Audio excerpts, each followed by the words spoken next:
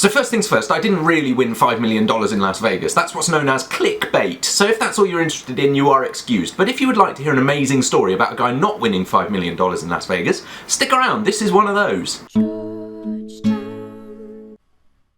In this video here, I detail my trip across the United States of America last month. It's kind of good fun, go and check it out if you like. One of the big questions from the very moment I decided to go on the trip was whether or not I would put a bet on in Las Vegas. I'm not a betting man. I understand that the house always wins. I'm not really into gambling. But a part of me was like, well, you can't go to Las Vegas, the home of gambling, and not have a flutter. So I thought maybe, just maybe, I'll put one bet on. Maybe something quite unlikely to win, but not so unlikely as to be pointless. I thought I'll scrape some money together and put it on one number at roulette. Because then if I win, I pretty much pay for my whole trip. And if I don't win, which I won't, it doesn't matter anyway. And I was thinking about this pretty much the whole way across the country, humming and hawing. As I was driving across Utah, I remember I was thinking to myself, I was visualizing what it would be like. I was thinking, I'm gonna put some money, I'm gonna gather all my money together, $10 or $50 or $100, put it down on number 11. And I kept thinking, number 11, I could not come up with another number. There are 36 numbers, I could not think of any of them except number 11. So I thought, is it a sign?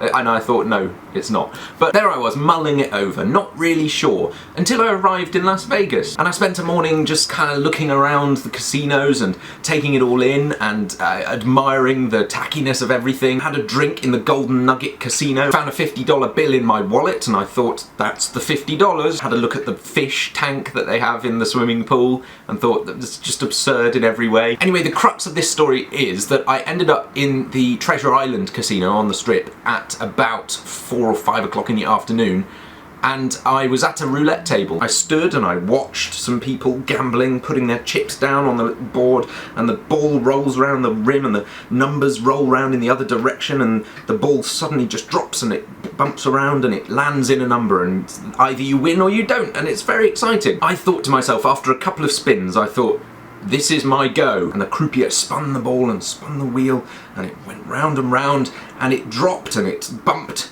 and it jiggled and it bounced and it landed in number 11. But that, my friends, is only half of the story, because I didn't put the bet on. See, the thing is, I'd spent all morning feeling a little bit gross, looking around the place, seeing lots of very bewildered, unhappy people, staring right in the face of a city that is built entirely on the worship of lots of things that I don't really care about, like money and cheap sex and Mardi Gras beads and cocktails, lots of cocktails in plastic jars. And I just thought to myself, this is exactly the same as home. This feels the same. I'm still not inclined to gamble because I know the house always wins. It still doesn't feel in any way justifiable to me. It doesn't feel like it adds up as a good idea. It didn't feel any more fun than just not gambling. So what I decided to do was not place a bet, but imagine that I had. I decided I would take myself to a roulette table and imagine one bet. Imagine placing $50 on number 11, and that was exactly what I did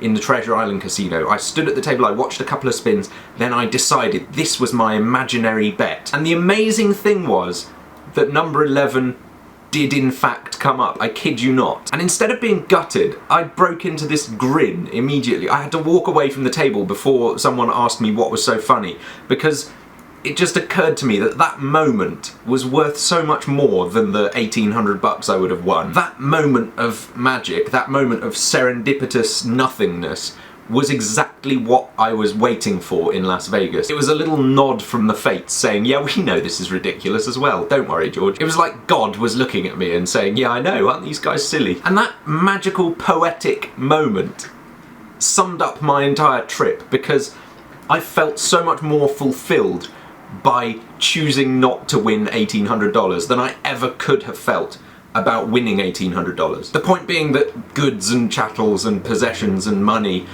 are so much less important than the exciting experiences that we have in this world. Any other number on that roulette wheel came up and it was just another mundane, nothing experience. But 11 came up and made it an anecdote. And that gift, as far as I'm concerned, is entirely priceless. I am Georgetown on a glacier. What a fantastic end clip there by Jez. Thanks, Jez. I do need some more end clips, so if you'd like to make me one, it doesn't have to be on a glacier, non-glacier specific end clips, just make it under 10 seconds long and include the words "I am Georgetown" in some form or another. Then upload it to YouTube, send me a link. In other news, my friend Misha and I did the pilot broadcast of our Not Really a Radio show yesterday, so if you'd like to listen to that, there's a link down in the description. Give us your feedback. The first real episode is next Wednesday at 6 PM. Thanks very much as always for watching. I will see you guys again soon. Bye. This is becoming a problem.